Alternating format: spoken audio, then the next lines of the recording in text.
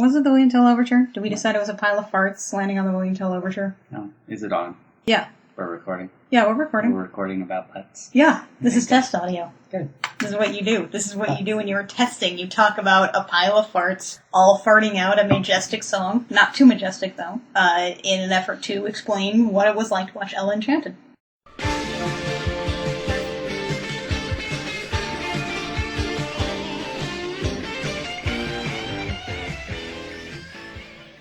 Hey there, Internet. I'm Annie. And I'm Mr. Annie. You may remember me from such favorites as Emergency Episode Number 1, Jim and the Holograms Get a Movie, and it's super bad. And we are the JEM Jam for this episode, where we do an episode-by-episode recap of the 1980s cartoon Jem and the Holograms, except that's not at all what we're doing today. They have come out with a tribute album for Jem and the Holograms. And the Stingers and Misfits.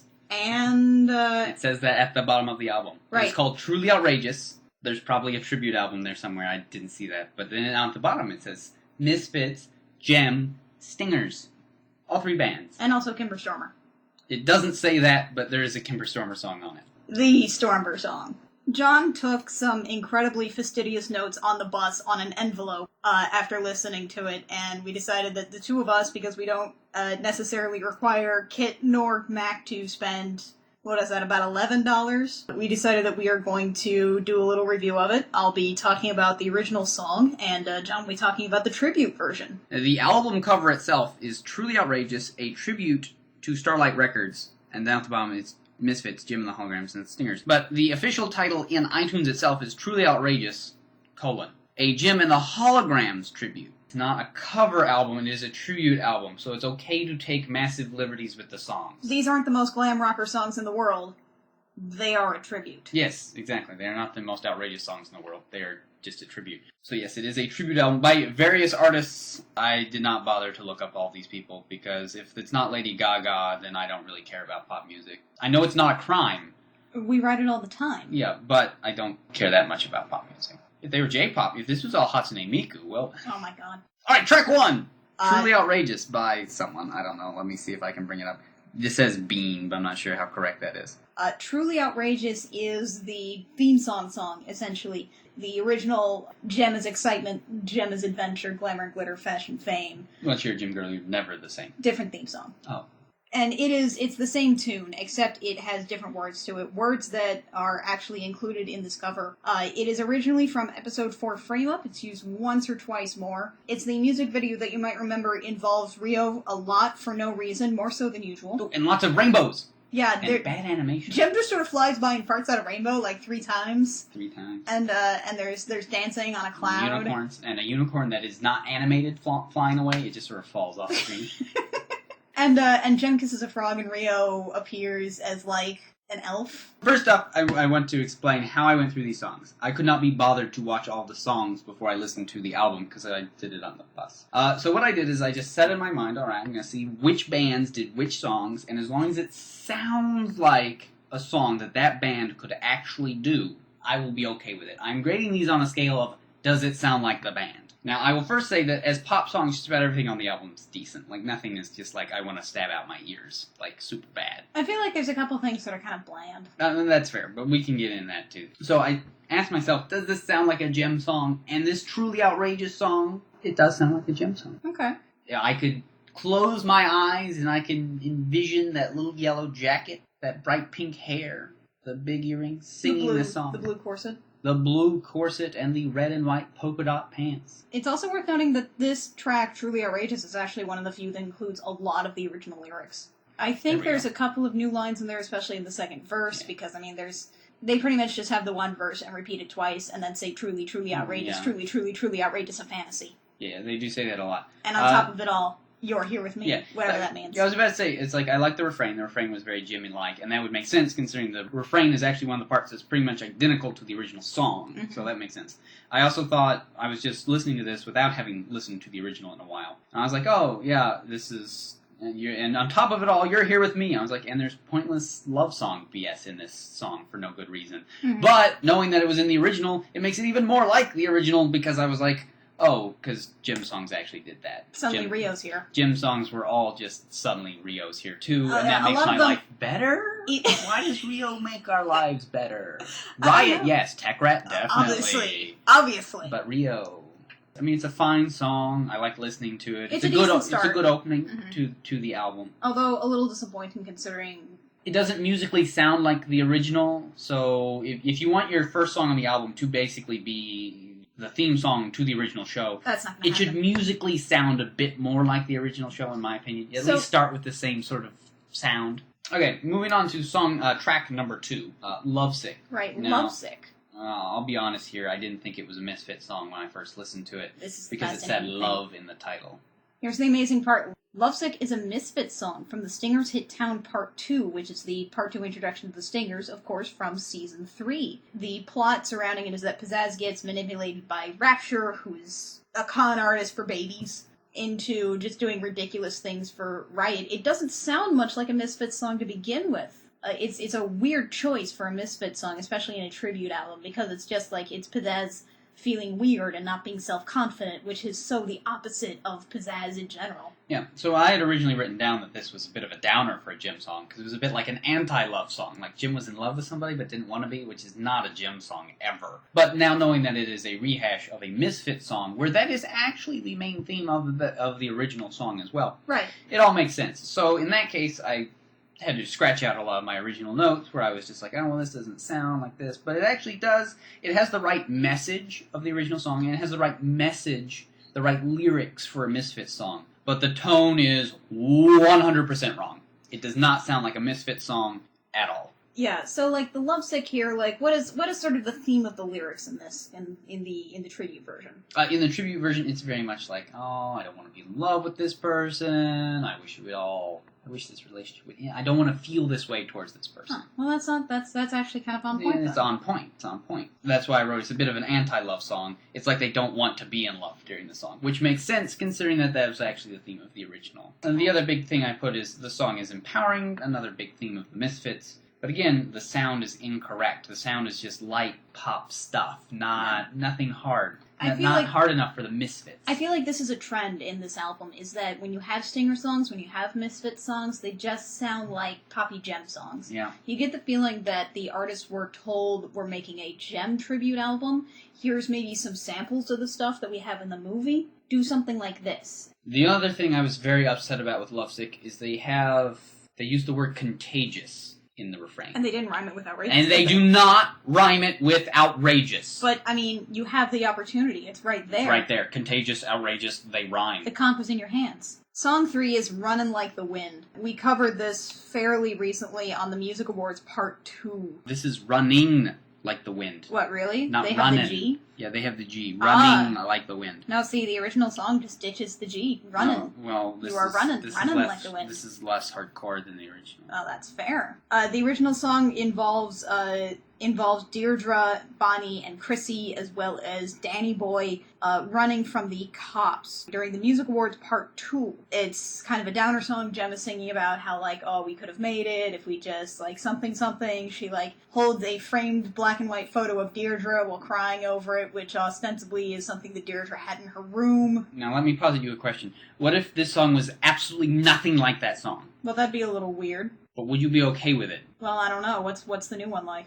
Completely different from that song. Well, that song to begin with wasn't really that great, No. so... This one's actually quite legit. This is the first song of the entire album I actually thoroughly enjoyed. It had some Enya vibes to it, which was a little weird. I agree, it's actually a pretty good track. I did love my Enya at the time, but it's quite a good track. It's another love song. The Runnin' Like the Wind is more about, like, it's a song of regret, it's a song about running from all the problems that you have in your life, of creating them, and how you won't be able to run from them forever. And this is a bit of a more empowering run. Like, we want to run like the wind, and I believe... Catch Fire or something like that. Catch Fire? Catch Fire, yeah. So, like, spontaneously combust? Empowering.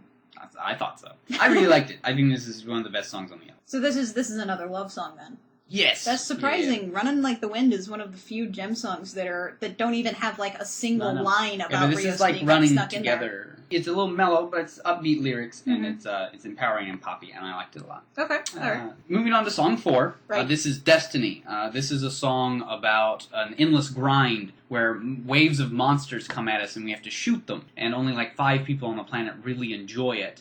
And there's but really everybody, bad voice acting. but everybody bought into the hype and downloaded it on day 1, and then were promptly disappointed. Okay, I hate to break it to you, it's not about the video game. Oh. Oh. Does that get rid of most of your notes? Yeah, it does. Gotta scratch those out. Alright, what's it actually about? Destiny is our first stinger song on the album. Destiny is, of course, from Season 3, Midsummer Night's Madness, which is famed as being one of the weirdest episodes of JEM, in which JEM, in Greece, they're all in togas, creates a third persona to see if Rio likes that one too. It's a stinger song. It's very much about, like, it is destiny that we are going to be together. There's no way to get around it. You better get used to it because I'm awesome, which is most stinger songs. Most stinger songs are, we're awesome and we don't give a flip who knows it.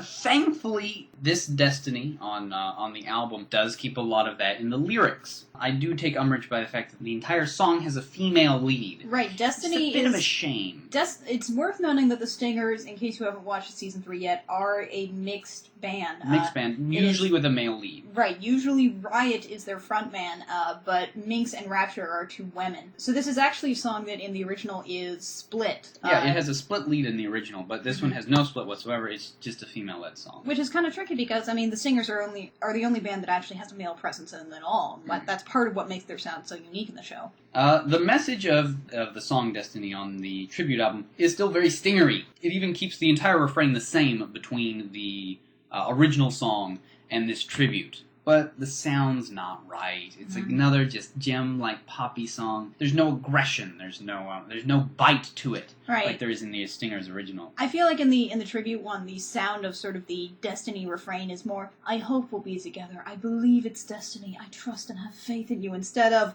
I'm awesome and we're gonna get together and there's no way to get around that. Nope. This is happening. Alright, on to song 5, Gimme Gimme. Aha. What? They cut a gimme. The original title is a Misfits song. It is Gimme, gimme, gimme. Oh, goodness. No wonder it's bad. They're one gimme short. They don't want it enough. They don't? They don't. The Misfits want it more. This is the first one that I absolutely knew was a Misfits song. Again, going back to Lovesick, I didn't actually know it was a Misfits song. But I checked most of these, but I skipped Lovesick because, again, has love in the title. Obviously, it's a JEM song. Well, and this has Gimme in the title, so it's obviously a Misfits song. This, by the way, is from the World Hunger Shindig. This is the episode They sing it to cowboys. They sing it to punk cowboys. Oh, and they sing it to Sean, the teen idol. Sean.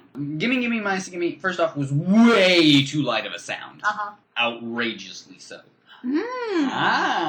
The Misfits are iconoclasts, right? Like, I mean, they don't want to sound like anybody else. They're their own band. And that should be reflected in their sound, and this song sounds as safe, generic pop as it could possibly get. In 3 Gimmes, the Misfits are saying, gimme everything. I want it, I need it, or I'll take it and make it mine. What are we asking for? In this Or demanding? In this what song, are we demanding in 2 Gimmes? In 2 Gimmes, love, as always. Really? Yeah. Really? They want their love. Why? Yeah, I don't know. But I mean... But the Misfits want stuff. Yeah. They don't want ephemeral love. They want your adulation. They do. They do want your adulation. And that comes back to some of the problem with this song and the way it sounds, is that in this song it sounds like the Misfits want to be given something, as opposed to the original where it's like, oh, I'm gonna take it. Give me that, because I'm taking it from you as I say, give me. This song is so hopelessly generic poppy that it even has O's in it. That's not a Misfits thing. I like O. I know O. But you know what the Misfits have instead of O? Shrieks. Shrieks. They should be screaming in a song. Why this isn't a screamo song? If you're going to have an emotional song, at least make it screamo emo, not this. Every song is about how awesome they are and how everything around them should be theirs by rights because their life is awesome. Right. This song is about them wanting love. You want to be like the Misfits. You want to be like the Misfits, but not in this song. In this song, you want to be a generic pop star. Divorced, setting all that aside, I actually really like this song. Really? I think the song's pretty good. I like listening to it, but it's not a Misfits song. I don't know. It's not a JEM song, but as a pop song, I actually like it. I feel like Gimme Gimme just doesn't really do much for me. What happens if I threw in one more gimme? That would take it up a notch. Speaking of a song that I don't like at all. Oh, yes. Like a Dream. Like a Dream. A dream. Na, na, na, Like a dream. na, na, na. It's not a good song. No. It's bad in the original, and it's bad again here. Yeah, But Like go a ahead. Dream is originally from Disaster. All I remember is that it's the yacht episode. It's from our set of first 5. And Like a Dream is one of the songs that gets used about 3, maybe 4 more times in the show because it is so hopelessly generic and can be applied to any situation. So this Like a Dream, the very first thing I wrote was, aren't you a little sexy for a gym song? Go on. The song's a little sultry. There's lots of O's and a lot of Is O your qualifier for sexiness? in this case, yeah. No, I did not like this. Well, song. what kind of O is it? It's Like rather O or ooh? Ooh. You could replace all of the wanting and needing more with and put in bed after every line of lyrics here, and it would not be out of place. Yeah, no, I don't like this song. I don't think it really fits the tone of the album. Again, does it sound like a gym song? The sound's there, but the lyrics aren't. The lyrics are a little too sultry for it, I think. The beat was nice. Got a beat and dance to it? Yeah, but no, I didn't like a Dream. It's not good. Is Like a Dream good in any incarnation? No, I think it's a cursed song. So far, we're halfway through the album now with the first 6. And out of the first 6, only 2 I think are like really awesome and on point, and it's truly outrageous and running like the wind. Though as far as actually liking songs for pop music's sake, I think Gimme Gimme's pretty good too. Let's see if we can pick this up with another Stinger song. Which is the last Stinger song. Track 7, All in the Style. It is Stinger's song from, again, a season 3 episode, Straight from the Heart, which is the one with, I never know if I'm pronouncing her name right, if even I'm remembering it, Regina George. She's Regina Spektor? No, different Regina. She's the fashion designer, basically, that the Stingers kind of seduce into being their fashion designer, and then they get bored of her, and then she goes with the holograms, and then we never see her again. They seduce her with this song, All in the Style. All in the Style. All in the Style is a great song, actually, the original. Yeah, just listen to it. It's like, good. It's great, it's jazzy, it's very much about sort of seduction in not so much a sexual sense, but more in a seduction to a lifestyle, seduction to it's a Stinger song, and therefore it's about how awesome they are and how little they care what you think of them. This song lyrically is a bit of a hot mess. I'm never quite sure what All in the Style even means in this song. It does start off with a strong beat. I like that. And it does have a male lead, which is nice. But Now, it's also worth knowing that as I wrote down these notes, I wrote them in order. I wouldn't listen to the song and then write the notes. I would listen to the song, pause it. I didn't know. So I wrote these down in order, right? And I started off with strong beat, because that's how the song starts. And then, they start singing, so it's a male lead. And then I just have 2 words. And it's twang. Twang, all caps, in Tarot-bang. The Stingers do not twang. Can you give me a dramatic read of those 2 twangs? Twang. Twang! There we go, that's what I wanted to hear. That's about what I did. Yeah. It also, of course, loses points for not being sung by David Bowie, because, as we all know, if Riot were anyone, he would be David Bowie. He would have the voice of David Bowie, but I think he'd have to be more overtly masculine. That's fair. David Bowie is attractive because he is a man without necessarily... He straddles that line. Everyone's attracted to David Bowie. That's true. That's true. I mean, like, lyrically, the song's a bit of a hot mess. It's not focused one way or the other. No, At least back with Destiny. Destiny, it still sounds like a song about, like, wanting to be with JEM. And it works. This song is kind of about wanting JEM. Maybe not. But it's more like, baby, we'll be cool, it'll all be neat, it's all in the style, because I'm gonna, like, woo you. Not seduce you.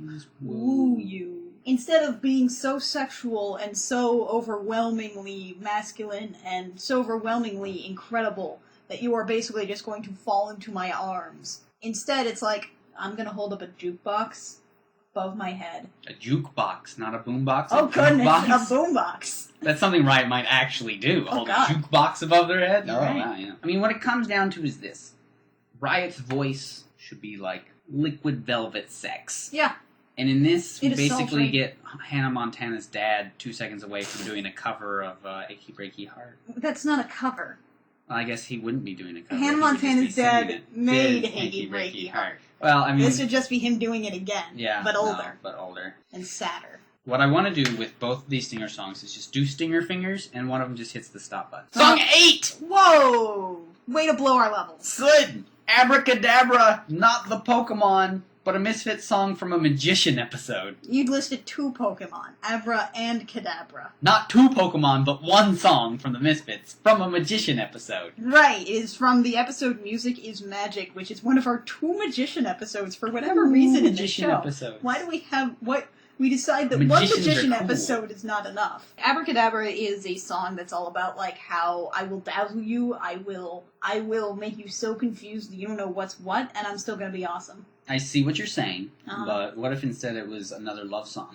You don't think we have enough of those? We don't! You don't Yeah. think maybe It's another soft Misfits song about wanting love. So these are every song is by a different artist in here. Yep. They all Well, not split up. every song is by a different artist, but there are a number of different artists represented on the album. Okay, There's so a difference. here's the thing. Do you think they all split up and they said to each other of their group, it's like, okay, you guys, Jim wrote love songs. nobody right? else is going to be doing a love song. Let's do a love song. You're right. I just wrote yucky sound as opposed to yucky fabric. Yucky sound. The other thing I wrote was, I don't know who they gave the Misfits songs to. Alright, but we've got 3 here. And I don't think any of them got the memo. The Misfits they're winners. Yeah, even when they lose, they win. The artist in this song is super breathy. It doesn't fit the Misfits at all. As far as the song goes, it's okay. I mean, it's not the best one on It's the album. by any it stretch. also says like you and me being together is like magic. Which is not what the Misfits songs are about. The No, it Misfits should be songs are like about- being with me will make you more awesome because I'm incredible, but don't get yourself too high up. I'm still the best. You are an accessory. And to be honest, I sort of tuned this one out halfway through. This might be tied with the worst song on the album for just being forgettable. Then we move on to track 9, which is Glitter and Gold. It's one of my favorite songs in the original run of the show. It is from, so I of am course- naturally biased. It is from, of course, the last episode of season 1, Glitter and Gold. Suddenly, at the beginning of the episode, they haven't been around for a while, and this is their triumphant comeback. It was also a really big movement in the doll line. It was codenamed for a very long time as Ruby Red, even the episode was. So this was a big freaking deal for the holograms as an entire brand. And the episode was really big. And the It's song really is good. great. It's a great song. Tell me about Glitter and Gold in here. It's also quite good. Uh-huh. It doesn't quite live up to the original, in my opinion, but it's still really good. Uh-huh. One of the big things I wrote was that the song was very Misfits sounding.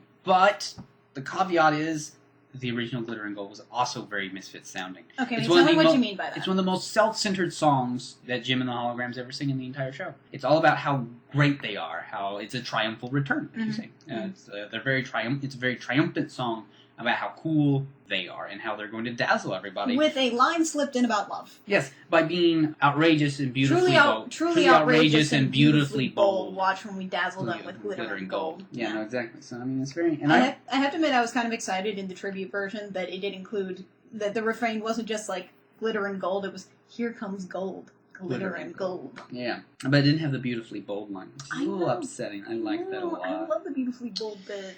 I just wanted to know where all this edgy sound and self-focus was last song. Mm-hmm. Last song was a Misfit song. It should have sounded like this one, but this one doesn't.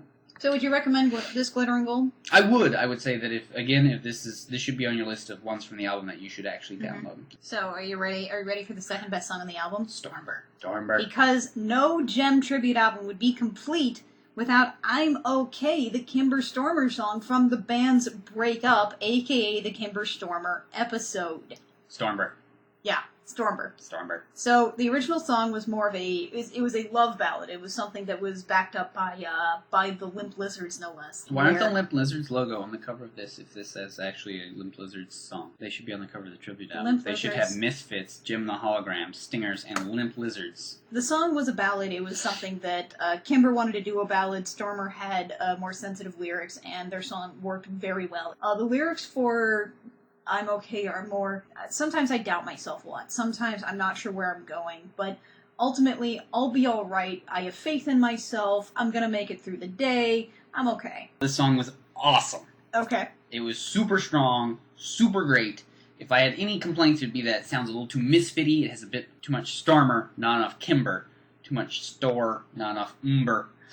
But, no, this song was sweet. Yeah, let's break this down a little. This song is, it has the same kind of techno sound, techno pop that a lot of the earlier tracks do, especially the Holograms tracks. But it also has this really driving electric guitar in there that really brings together. This is a much stronger song and a little bit more angrier than the original, but in a good way.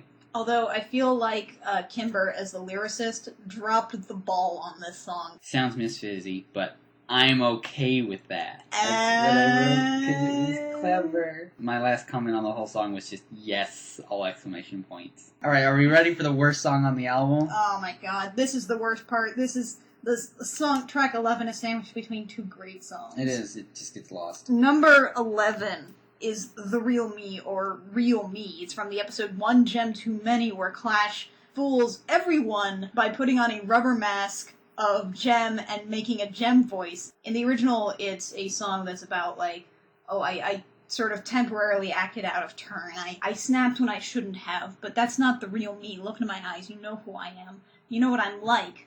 I'm sorry I misbehaved once. How about if instead it was a love song about how the real me wants you back? Because that's what you're getting. You sure we don't have enough love songs? We don't! This song's a huge bummer. Again, it sounds a bit like a Jim song, but the message just isn't there at all. It's not bad. It's too downer, too depressing. Even from the song's own perspective, it sounds like things didn't go to Rio, and somehow it's my fault. Yeah. Like Rio's a tool, and somehow it's my fault that Rio's a tool. I don't know. Maybe I spoke to a man. Maybe it was my fault. Yeah, I just wrote nope real big in my notes. Number 12, track 12, is Beat This. You may remember Beat This as being one of the best songs from the Holograms. It's from the Talent Search Part 2, as in the two-part story arc that opened Season 2 when they're looking for a new drummer because Shayna has quit the band. Sort of, maybe. Quitting the band. Temporarily. To be a fashion designer. Whatever. The important thing is Rhea shows up, and so does Craig Phillips. This is a great song. It's a very drum-driven song because Rhea and Craig are both competing. This is like the big competition where the audience is going to vote on which drummer is better for the band. And it also has a lot of Aja rocking out, which is always good. But what this really good song in Gem begets is a really awesome song on the album. Yeah. It sounds 100% spot on. It sounds like a modern version of Jim and the Hologram sound, and it's the best song of the album. They should have put it first. That way, the title said it all. Like no other song on the album is going to beat this because the song sets the standard. Beat This is really good. It is the perfect like modern Hologram song. All the Jim songs need to sound like this: powerful, good, empowering, digital. Need to sound hopeful. Digitized. Hopeful. It's just an awesome song. And it doesn't really matter if there's love in it or not. If there's one song that you should buy on the album, you should definitely buy Beat This. Yeah. So let's rank these in order of most recommended to least recommended. Run me through that. I would probably do Beat This, I'm Okay, Glitter Gold, or Running Like the Wind, depending on which sound you like. Those are a bit tied. And Truly Outrageous would probably come in. Was that fifth? Yeah. Would probably be fifth. Overall, I mean, the album's good for a pop album compilation. It sounds a little samey, but I mean, it is good. Mm-hmm. If you divorce it from its legacy, I mean, it's a fine pop album. It's one I'll probably keep listening to for a while. It's no The Gaga, but it's pretty good. Well, very few things are Lady Gaga. My biggest complaint is K-Gem isn't on this album. You do love K-Gem. K-Gem's my favorite song. Don't forget the sports and the weather. I know, I'm not going to forget the sports and the weather. It says so in the song. Mm-hmm. I love K-Gem, and this album didn't see fit to give us K-Gem. Or I'm on a Train. Or is it Taking a Train? It didn't How have could Taking you forget? a Train. They say Taking a Train like 6 times. It didn't have Misfits second. in Hawaii. It didn't have any of the true classic Gem songs. Yeah, those are the true classics. My general gripe with this is that I feel that for a compilation album of a bunch of different artists, I feel like the tracks came across feeling pretty homogenous. Yeah, a little samey. And I wish there had been... It has no more variety than a normal pop album would have. Yeah, and I feel like for the amount of artists that they had in here, that there should have been a bit more difference, especially because we're representing about 3.5 bands here. It's not a bad album per se. Is it worth $10? Your mileage may vary. Yeah, that sort of depends on what you're in for. But I would definitely download Beat This, and I'm okay. If you prefer a cover album, this just isn't good. It's not a cover album. Can't stress that enough. If you're looking for a cover album, then you're wasting your money with this. Yeah. So until next time, when we return to the comics and cartoon review, I'm Annie. I'm Mr. Annie. And this has been the Gem Jam, where if you can't think of something outrageous to say, don't say anything at all.